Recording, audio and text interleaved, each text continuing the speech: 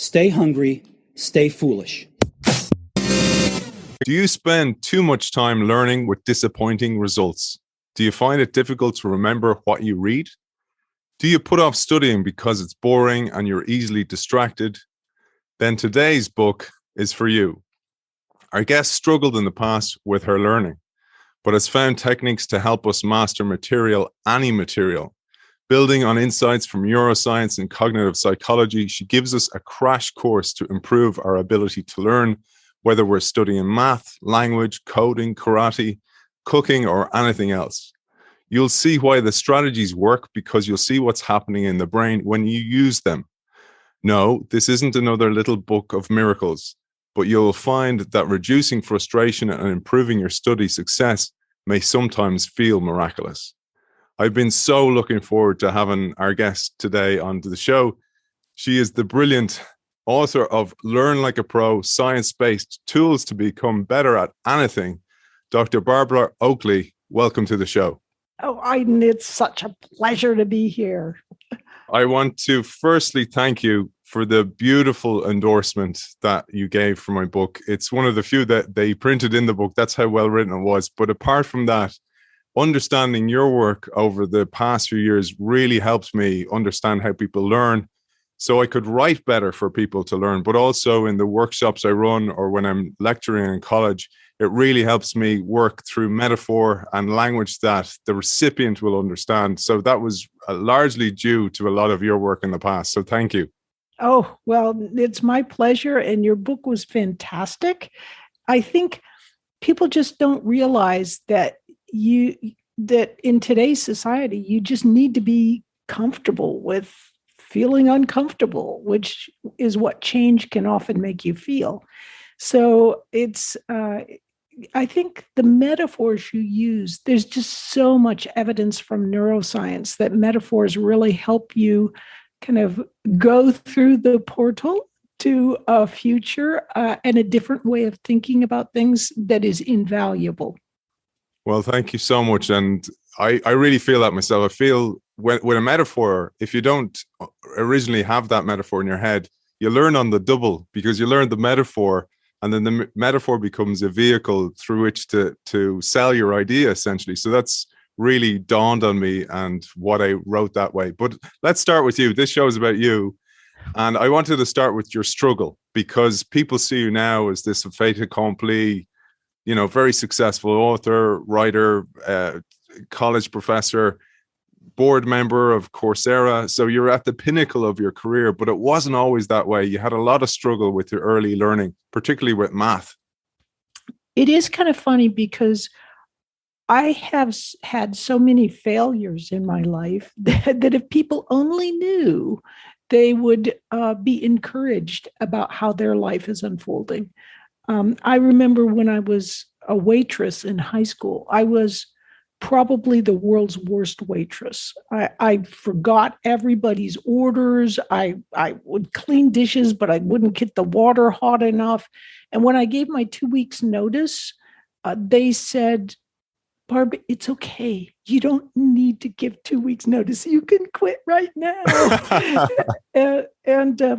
And I did. I failed miserably at math and science when I was in elementary, middle, and high school. And I thought, well, the only thing maybe I can do is how about I just try and learn another language? Because I really felt that learning another language could kind of give me a different perspective on reality. And like all of us, I'm trying to understand what reality is.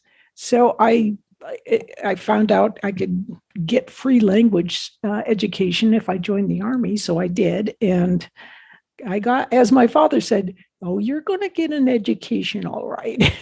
And I did. It wasn't exactly what I expected, but the Defense Language Institute is truly one of the greatest language learning places in the world. And so I learned Russian. It's rather rusty now, although I find that if I'm inebriated or irritated, I can still swear quite nicely. But the thing is, what when I got into the military and they made me a signal officer of all things, when I knew nothing about how to lay cable or how switchboards worked or how a radio system worked. And I was terrible at my job, another failure. But I decided to go back to school and to the university and see if I actually could learn in math and science.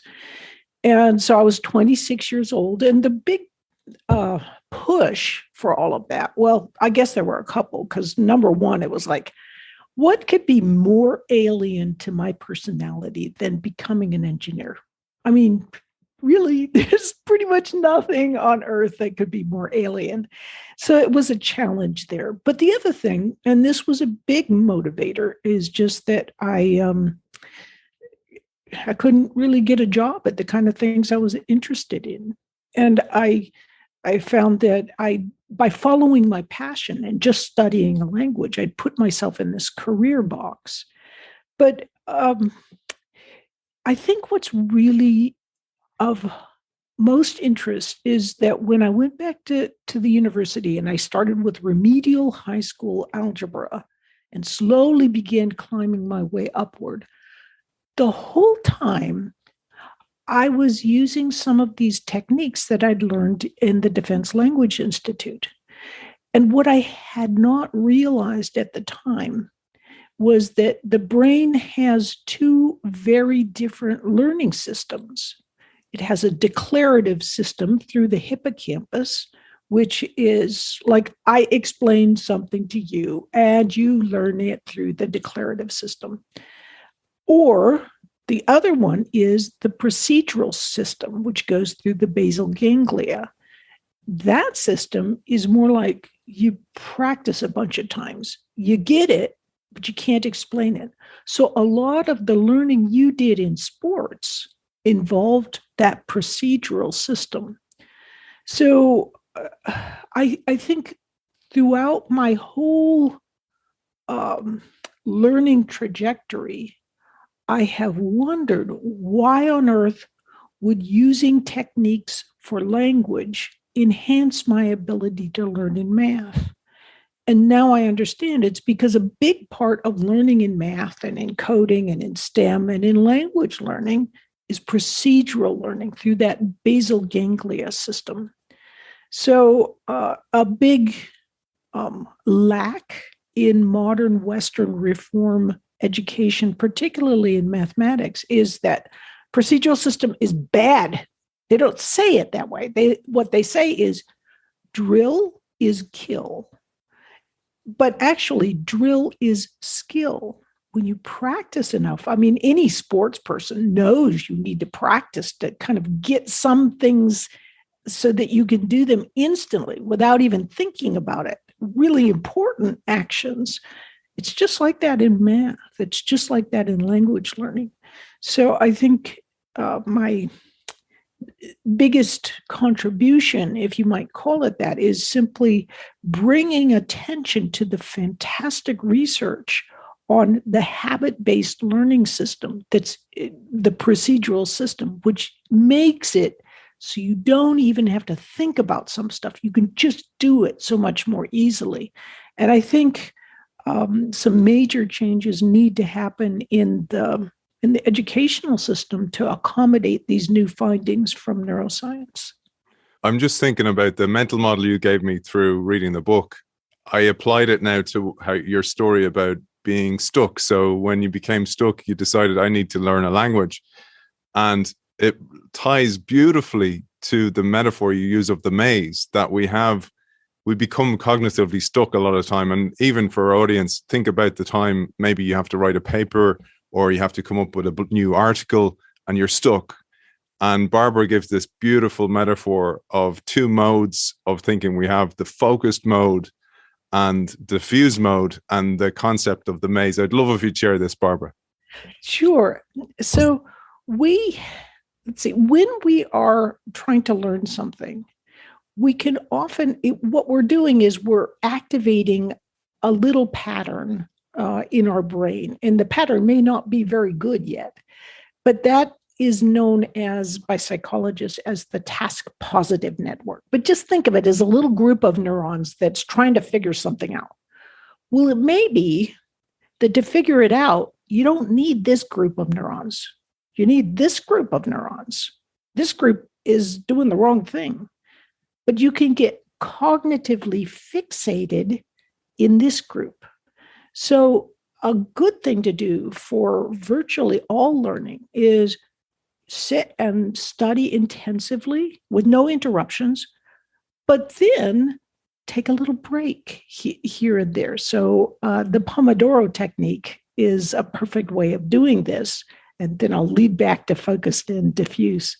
But the Pomodoro technique is you put away all distractions, set a timer for 25 minutes, focus as intently as you can for 25 minutes, realizing that your mind's going to go off track, just bring it back, and then reward yourself with a little break for 5 minutes or so. So what this does is that intense focus gets you kind of locked in on what you're trying to do. And then that 5-minute break allows you a little bit of time to do several things. For one thing, it allows you to get away from that. If you're cognitively fixated on a wrong way of looking at things, that little break will allow you to come back and look at it slightly differently and maybe break you out of that cognitive fixation. But the other thing it can do is, as you're learning something, you're sending information to both your hippocampus and your neocortex. Your neocortex is literally scatterbrained. It's like putting information all over the place, and it's pretty weak. The hippocampus, it's like the index that knows where everything got put. And the index can learn pretty quickly and get stuff. But when you take that 5-minute break, what the hippocampus index does is it turns around to the neocortex and says, hey, you know what she said? This is what she said. And here's how to make sense of it. And once you practice these things, and that little 5-minute break allows you to reinforce what you've been learning. And the great thing about that is that you're not even conscious of it. You think you're not doing anything. You're just sipping a cup of tea or whatever. But actually, behind the scenes, there's a lot going on. And I think that's why people have ignored the dramatic need for a break for so long. I was so cocky when I read that part about the Pomodoro technique. You can see behind me, I have my Pomodoro timer here, strategically placed beside your book, by the way. But that's how I actually read. I do 25 minutes on, 5 minutes off. But here's where I got knocked off my cocky pedestal, was when you talked about what you do in those 5 minutes. Because for me, I was using it as a chance to catch up on email or maybe my text or something like that. And you go, no way, do that. Because it's actually the 5 minutes needs to be these moments of clarity where you can let the learning seep in. I really thought about that. Like, it's like watering a plant, and then you have to give the plant a moment for the water to trickle down into the soil. And I thought that's actually what I was doing wrong. And it was brilliant to learn that. And you talk also here about attentional residue. I thought that was fascinating. Attentional residue is when you are studying something and then, somebody calls you and you get interrupted. And then while you're talking to them, part of your mind is still on this, what you had been on. So you're actually not fully paying attention to this interruption. And then when you come back, you're kind of left over with what you heard from the interruption. So you're not really quite fully there yet in the new task. Now, so in other words, you're just really ineffective when you're interrupted a lot. But I got to make myself a note. I have such a poor working memory that all these ideas flood in. And then, so now I've got to see if I can return to what we were just talking about. So if you So I'm just so easily distracted that I can even distract myself. But so getting back to that, if you're interrupted a lot, then a good trick is to note mentally where you are at. Just say, look, I'm a third of the way down this page. And that gives you a bit of closure so that when you go to this other task, you can go like more easily to it and actually get your mind completely off it. Hopefully you finish that task, then you can return more easily. So it's a simple trick and it seems trivial, but just noting mentally, I've got a bookmark right there. That's where I go back to. Or I'm right at this point in the video. The main point was this. Okay, now I turn to you. So sometimes you'll notice that like you walk into the office of a big executive or something like that, and they'll work on their stuff and then they'll look up at you. And I had always kind of thought, well, that's pretty cocky. It's a little conceited. But actually, what they may likely be doing, if they're not being conceited, is wrapping up this thing so they can put their full attention on you. But the other idea that I had interrupted myself about related to the fact that multitasking is always seen as a bad thing. In other words, the type of multitasking where you are looking at one thing, then you go to another, then you come back to the first, because that is very inefficient. It pulls you out, puts you back, and so forth. But it has been found that it can have a flip side of more creativity. So people who do tend to multitask can be more creative.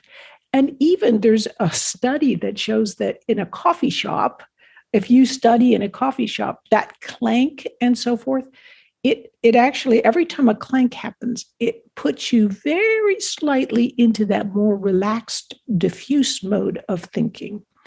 And those two modes are really the most important modes for us to understand how we learn, despite the, it is true. It's like there's two biological learning mechanisms. One is the declarative pathway through the hippocampus. The second is the procedural pathway through the basal ganglia. But if we look at it from a different perspective, focus mode means that we're activating, pretty much one activity area, like related to writing or to doing math. Diffuse mode means we're activating like a whole tree of stuff, and we can make all these connections. We can't focus carefully, but we can make a connection between new things. It's almost like the difference between walking around in your front yard or, right in the little part in front of your apartment versus taking a drone and flying someplace completely different.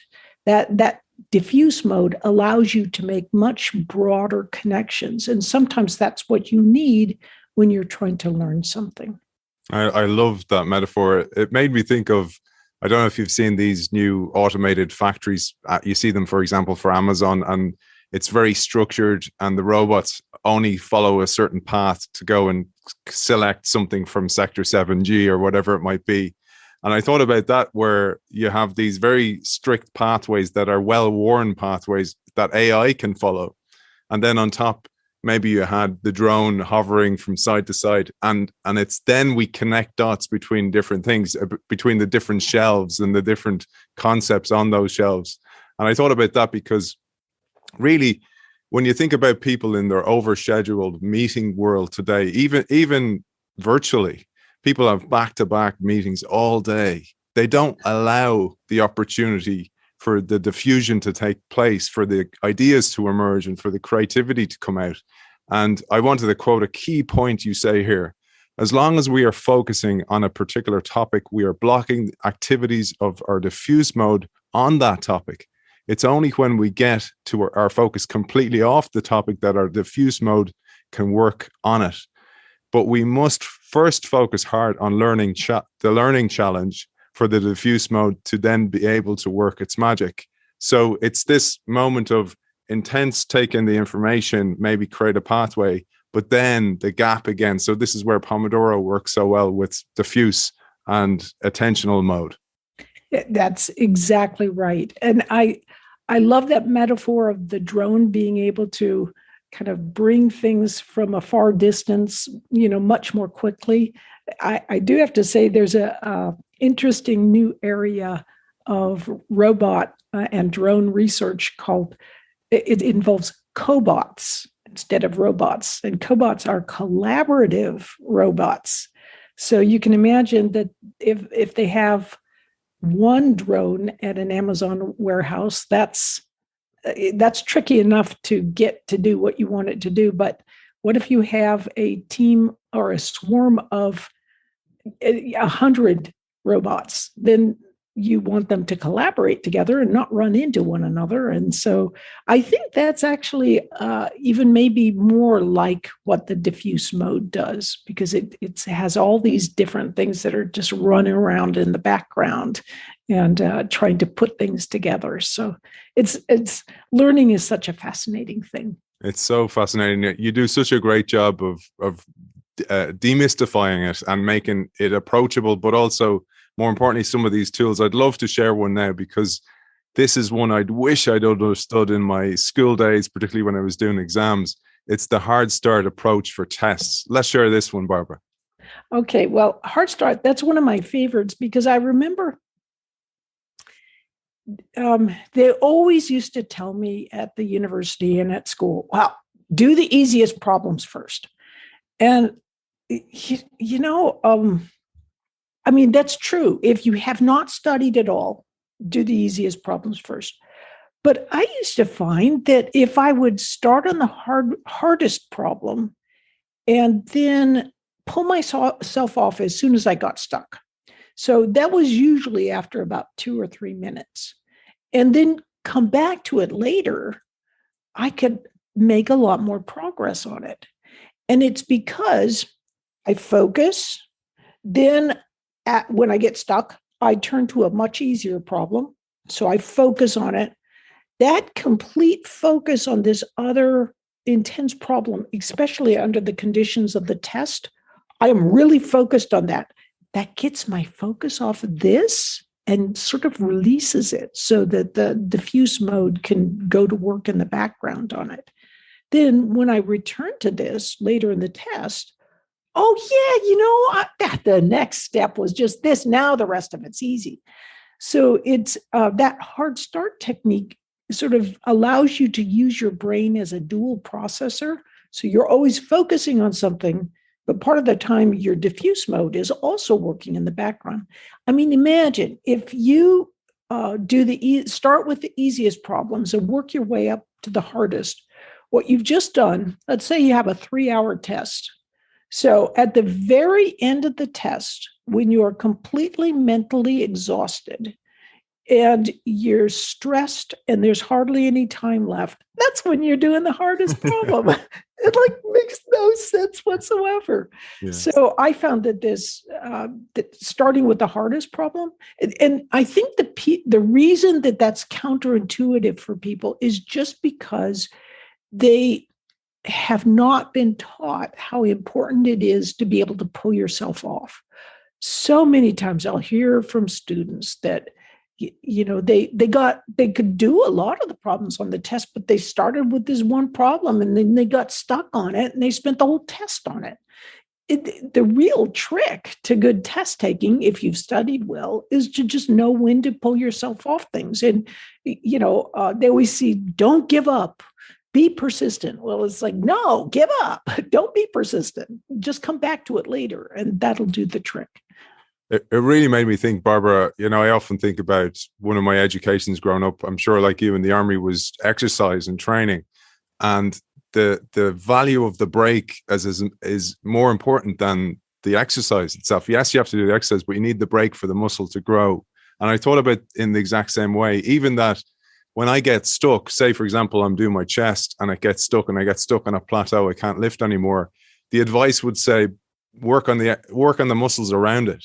And then actually that chest muscle will get better and your personal best gets better. And I visualized that for this instance of becoming stuck. But I wanted to build on this because one of the things that you talk about is how, for example, writing. This works for essay writing as well. And most people kind of try to have these two modes running at once. And we had a brilliant guest on the show before. You'd love her writing, Anne Janzer. She helped me actually with the structuring of my book. She was fantastic.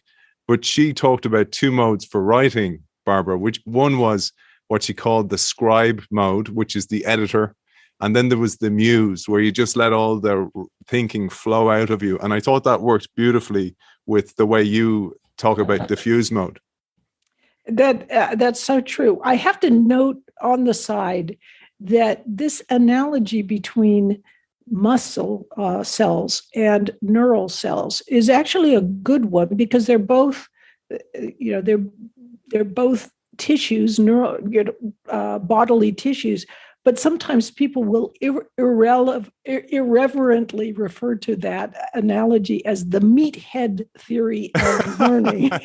Well, thank you. It's one of my nicer names I've been called. But it's a really good analogy, because it also tells you that you can't just cram the night before a big test and expect to have the muscular or neural structure that you need to do well on the test. But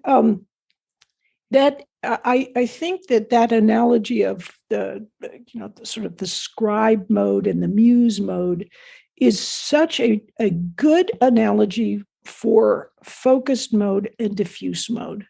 So diffuse mode, when I say that, it's sort of a catch-all term for the default mode network. But diffuse mode is just easier to say, and it seems more relaxed. But anyway, this network is where you're more internally focused. So it's not like you're not concentrating at all. It's like you're concentrating, but not on externally focused kinds of things.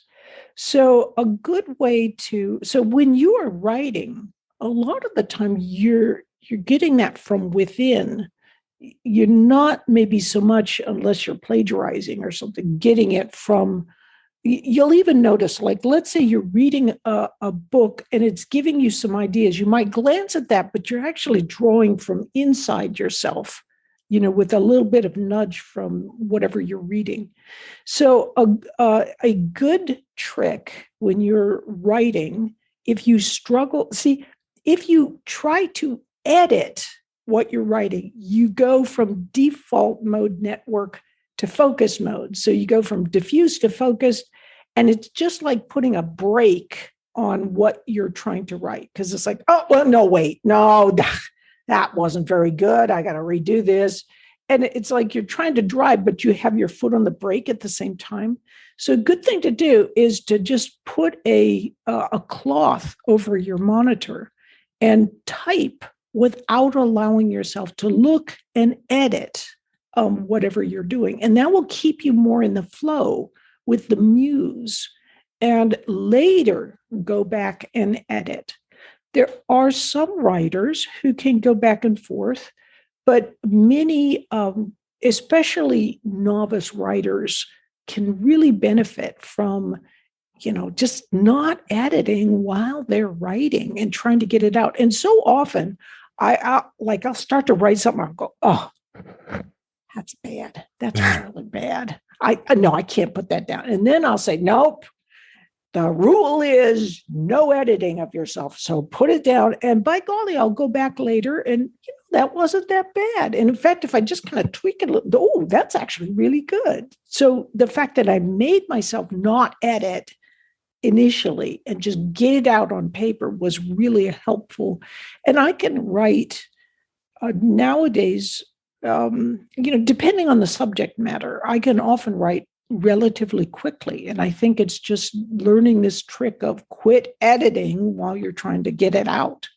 I think it's so valuable for people to know that, because they get stuck and then they give up, and that's the worst thing that can happen. And, I often think of your story and the resilience that you picked up along the way from the failures. And oftentimes people, when they can be cursed by success or talent sometimes, that they don't meet those resilience points that actually make the huge difference. So it's a really important muscle as well to be built up. But let's go deeper into the brain, because you do this beautifully in the book with metaphor. And we wanted to here discover the best techniques for transferring information to long-term memory. And again, this is not something people know the science behind, because when you do and you can visualize it happening, you can create the environment for it to happen. So perhaps we'll start with synapses and dendrites, and you called it here link building.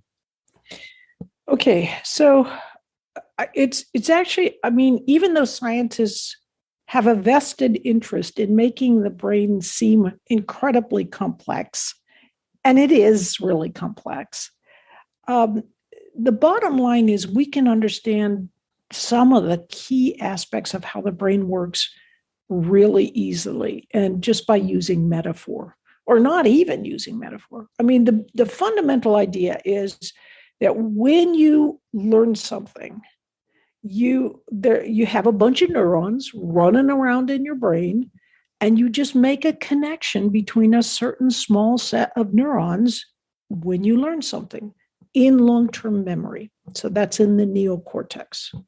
So basically, you'll learn something well, like your name, your friend's name, your address, whatever. It goes into a set of links in long-term memory in the neocortex. So you've just connected some neurons. Now, let's say that you learn that 2 times 4 is 8. Okay, that's a set of links in the neocortex. Now, you practice with that in different contexts. Maybe you say, what's 8 divided by 2? You know, that's sort of just a different way of looking at that same equation. And you start looking at, well, what's 8 times 3? And all these kinds of things. What you're doing is you're practicing with that set of links, and you're creating closely related set of links. And the more you practice with what is 8 times 2, the stronger that set of links become, so that it can become, you don't even need to think about it. And you certainly don't need to imagine, well, I've got 2 beans on one side and 8 beans on the other. So what's 2 times 8, and you're imagining all that stuff. No, it's instant procedural fluency with that idea. And that arises because you practiced and strengthened the synapses. And the synapses are simply the connections between those neurons. So you can almost imagine it like, I mean, one way, and it's not the best way, but you can kind of think of it as they get closer and closer, those connections, or that the connection gets broader and broader. So as it gets stronger, this connection actually gets bigger. So it's like I have fingers with huge, sort of like a coin that develops on each side, and they stick together. And that's what practice will do for you. Yeah, I love this. And I visualize it kind of like you're pulling, this wire to this wire, and you're pulling them together to make the connection. But I say that because there is some effort involved there. And you talk about this, that the mental effort we spend will help pull the spines out toward the axons so that the neural links can form and be more intense in those connections. And why I say that, and bringing it back to the meathead theory, is one of the parts of the meathead theory of building muscle is that sleep is so important. And it's the exact same for learning. It is. When you sleep, it turns out that, especially if right before you sleep, you go, oh yeah, okay, now how do I do that derivative again? And you kind of run through it in your mind. Then you go to sleep, and what your brain will do is it kind of goes, oh yeah, she thinks that's really important, so I'm going to practice it. And it will literally hundreds of times just practice those connections. And the more those connections get practiced, in other words, they have sort of electrical and neurochemical signals passing through them, the bigger those connections become. And also, so sleep is incredibly important because it helps you practice what you've learned during the day. It also has sort of a differing bath of chemicals that allow those dendritic spines to, or which are the connecting part of the connection, to emerge and to kind of solidify so that you've got a nice, strong, stable connection between the neurons. So poor sleep is it's a recipe for poor learning. So in other words, if you spend the entire day studying and then you cram all the way through the night, you wake up the next day, you don't have anything because you haven't had enough time to seal into place that new learning that you've done.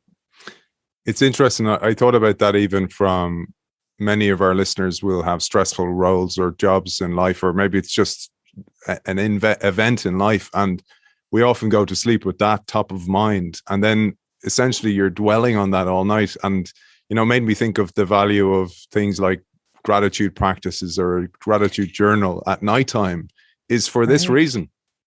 That's a really good point. And I think gratitude is something we all need more of. I still remember reading the story of a Norwegian during World War II who came from England to Norway to try to fight against the Nazis. And he went through unbelievable. They caught them right at the very beginning, except for him, and he managed to escape. His toes got all froze. That he eventually just cut them off with a penknife. He was doing all this, and he got stuck in an ice cave for several weeks, and they thought he was dead, and he should have been dead. But then they got him out. But while he was in there, he was thinking about things like, how on earth could I have possibly complained to the waiter in that one restaurant that there was a dirty spot on the tablecloth? How trivial was that? And when he came back, he lived his life apparently in a very different way, which was much more full of gratitude. Yeah, I love that. I did this for quite a while.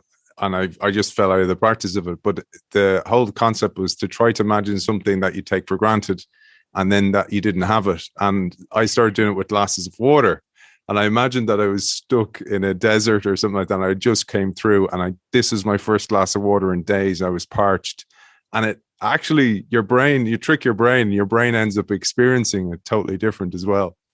Oh, that is a really good, so there's some really good research on this.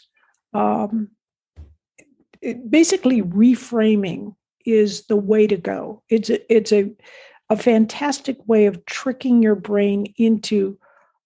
Your brain is always sort of predicting what is going to happen and what life is and what everything is right now. And with you imagining that reality is a little bit different, you're actually physically tricking the motivational systems that output dopamine that allow you to want to do things.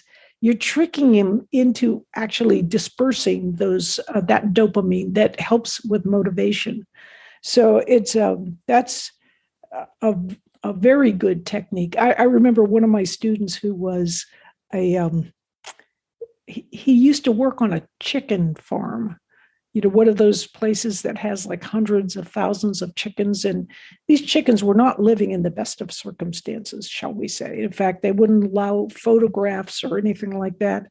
But he worked there all through a summer, and it stank and it did all this stuff. So when he was taking his engineering studies, he would imagine himself back in that chicken farm with all the smell and the dying chickens and say, do you want to go back there? And that was this great motivational trick for him that really helped propel him through engineering school. It reminds me of the Brazilian football players. You know, when you think of some of the poverty that they've come from, the real motivator is that I want to get away from this and become one of the best football players in the world. And when you compare that motivation with somebody who has a lot of privilege in their lives, the fallback net is a lot bigger for the person who comes from a privileged background. So the motivation behind that, it must be immense. But I'd love to move on because I wanted to talk about this. This show, as you know, for me is an amazing way to learn. Read the book, get to talk, take notes, actually. And one of the things I wanted to talk about was that. But I go talk to the author like this, which is wonderful, discuss the concepts. Then I have to edit it myself. And I do that on purpose because it's another chance to learn. But also the notes I take. And one of the reasons I sent you my notes, I don't always do that, was just, I was almost kind of going, look, teacher, look what I did. because actually what I did differently this week, Barbara, was I don't usually have the time or give myself the diffuse mode time to take a moment away from the notes and then revisit them. It's almost on the day I read the notes and then do the interview, but I revisited them every day. So I had this kind of compound building of the knowledge from your book, and it was wonderful. But also that highlights something that's really important for us to do. It is, and that's retrieval practice in some sense. So what you were doing was retrieving the key ideas of what we were going to talk about and what you had learned. And retrieval practice, in other words, not just looking at something and thinking you know it, but also kind of looking away and seeing if you can retrieve the ideas from your own brain. That ensures you actually have those links in long-term memory. And that retrieval practice or recall is one of the very, very, very best ways to learn the material. So use flashcards. Try to remember as you're out walking, what were the key points that I learned today in whatever? Those can really help solidify whatever you have learned. Yeah. And it made me think of, we think about organizational transformation programs or innovation programs. What you're doing is it's essentially changing habits within an organization. And I thought about it as the same thing as cramming for an exam. You can't possibly go out to want to do an exam having not done the study over a long period of time, just like you won't go and run a marathon if you have trained for a week beforehand. Yet this happens in organizations all the time where they bring in a big, town hall meeting and they announce change and then they expect change to happen. But they don't have those spacing effects for the learning and the change to really happen. That's so true. This goes back to that idea of declarative and procedural learning. Declarative, I can explain it to you. You sort of get it. Weak set of patterns. Practice with it, the more you practice, the stronger those patterns get. So when you're at an organization, if you just explain it, you've only done one way of learning. You haven't practiced with it. And so they think that explanation is enough, but it's actually mechanisms for practicing that really embed it and help change a culture. And it brings to mind another thing, which is many people who get to the top of a career ladder get there based on old information. And with the rate of change of information in the world today, that's no longer enough. And you go a step further here and say, if you want to advance quickly in your learning, you need to continue forming new connections in long-term memory, not just reinforce the connections you've already made. This means it's important to keep pushing yourself every day with harder and harder material. And that doesn't happen a lot of the time because many leaders get to the top of the ladder and then they start to manage what they've got there and they stop letting new information in because it's a challenge. It is, and I can understand why they can end up that way, because if you're trying to run an entire organization and then lead a somewhat balanced life where you're actually paying attention to your family and so forth, that doesn't leave a lot of time left. So it is difficult to find the time. And then which thing do you choose to help keep your mind open? I always tend to think that, try to think try to choose some things that make you feel uncomfortable. And that's usually a good guide that maybe that's something you should explore a little bit about. Barbara, we just took a little break there to go, where will we go in the time we have left? But I thought one that was really important was something that I had failed with myself, where I thought I'd failed, was I tried to do speed reading. And I felt by speed reading, none of it was sinking in at all. That I'd read the book, the task was done, but the learning hadn't taken effect. And I was like, oh, I'm better off even reading half the book better and taking the concepts in than speed reading. I'd love if you'd share this, because a lot of our listeners are readers. So there's just excellent evidence that you can make your eyes move faster, but you can't make your brain move faster. So the best way to be able to read material faster is to know a lot about that material already. Then you can read more swiftly on it. But most speed reading programs, every one that I know at least, just involve trying to basically teaching you how to skim. But we already kind of can do skimming. So why bother? It takes time to make those neural links in long-term memory. Some people can do it really swiftly. Most people cannot. It takes some time to do it. So you need to just give yourself a little bit of, just realize that you're not, if you're not a super genius, that's okay. In fact, I love to talk about my favorite hero in science is Santiago Ramon y Cajal, who was a terrible, terrible student. And he won the Nobel Prize. He was considered the father of modern neuroscience. They asked him, how'd you do it? I mean, because basically you're not that smart. So, and he said, I was no genius, and he wasn't. But he said, I've worked with many geniuses. And the problem with geniuses is they're really smart.